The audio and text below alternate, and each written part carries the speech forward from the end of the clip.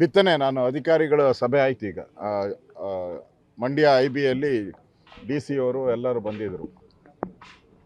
ಅವರ ಪ್ರಕಾರ 5% ಮಾತ್ರ ಬಿತ್ತನೆ ಆಗಿದೆ, 95% ಬಿತ್ತನೆ ಆಗಿಲ್ಲ. ಈಗ ಈ 4-5 ದಿನದಲ್ಲಿ ಮಳೆ ಬರುತ್ತೆ ಅಂತ ಹೇಳ್ತಾ ಇದ್ದಾರೆ. ಆದರೆ ಆ ಥರದ ಯಾವುದೇ ಸೂಚನೆಗಳು ಕಾಣ್ತಾ ಇಲ್ಲ. ರಾಜ್ಯ ಸರ್ಕಾರ ಇಷ್ಟೊಂದು ಬರ ಬಂದಿರೋವಂಥದ್ದು, ಡ್ಯಾಮ್ಗಳಲ್ಲಿ ನೀರಿಲ್ಲದೆ ಇರತಕ್ಕಂಥದ್ದು, ಈ ಸಂದರ್ಭದಲ್ಲಿ ಅವ್ರು ಏನು ಮಾಡಬೇಕಾಯಿತು? ಕೂಡಲೇ ಒಂದು ಸರ್ವಪಕ್ಷದ ಸಭೆ ಕರಿಬೇಕಾಯಿತು. ರೈತ ಮುಖಂಡರನ್ನ ಸಭೆ ಕರೆದು ನೀವು ಯಾವ ಬೆಳೆಗಳನ್ನು ಬೆಳಿತೀರಿ ಅಂತ ಮಾಹಿತಿ ಕೊಡಬೇಕಾಯಿತು. ಅದು ಮಾಡ್ತಾ ಇಲ್ಲ. ಬರೀ ಟೆಂಡರು ಕಸದ್ದು 39,000 ಕೋಟಿ ಟೆಂಡರು ಕಸದ್ದು. ಅರ್ಜೆನ್ಸಿ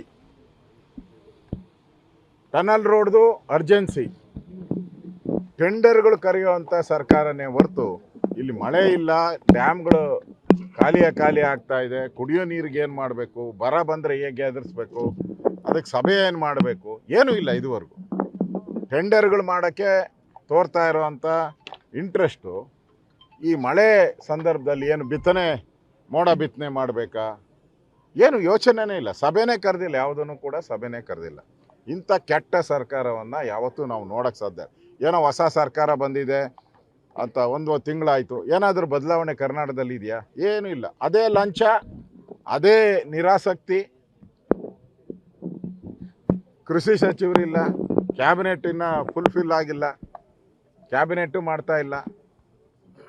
ಪೇಮೆಂಟ್ ಕ್ಯಾಬಿನೆಟ್ ಕಾಯ್ತಾ ಇದ್ದಾರೆ ಇವರೆಲ್ಲ.